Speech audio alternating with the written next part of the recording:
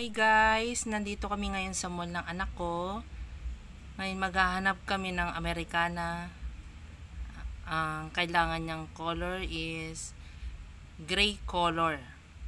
So, eto ngayon, mamimili tayo ng mga design kung ano yung magandang Americana.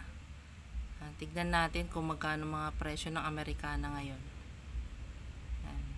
Kailangan ng size, hanapan natin ng size, medyo malaki yung anak ko, kaya kailangan natin maghanap ng size dahil yung Americana niya noon hindi niya na magamit dahil lumaki na siya. Ito, tingnan natin yung price nitong Americana. Ayan, grabe, nakakagulat, 3,499 ang presyo. Pantaas pa lang yan, wala pa yung pants niya.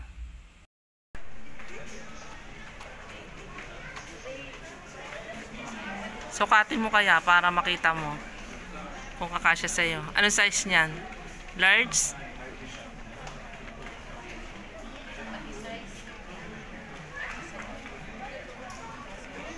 Ayan, maganda. Large yan. Hanap tayo ng XL. Baka medyo mas konti lang ang diferensya ng XL sa large. Hintay mo yung sales lady, pahanap ka ng size.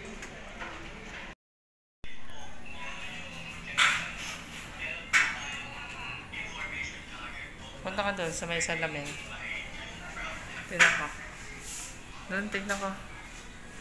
Sa loob.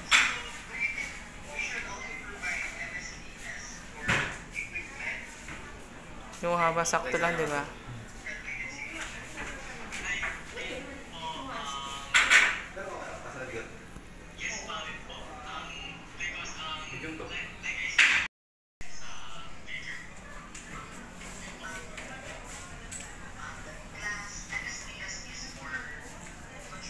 Taas mo yung kilikili.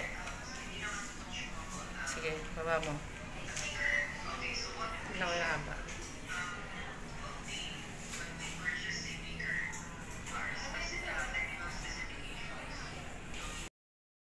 Ano bili mo?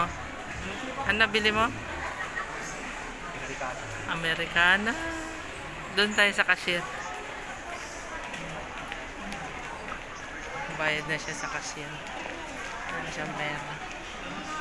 Dapat bumili ka ng long sleeve mo eh.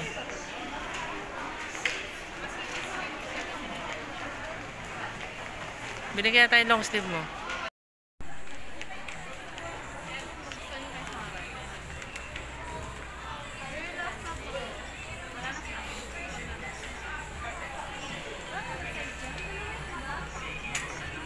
Tingnan mo yung haba. Sakto lang ba?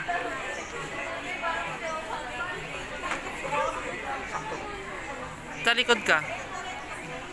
Tayo kang tawid. Sarap.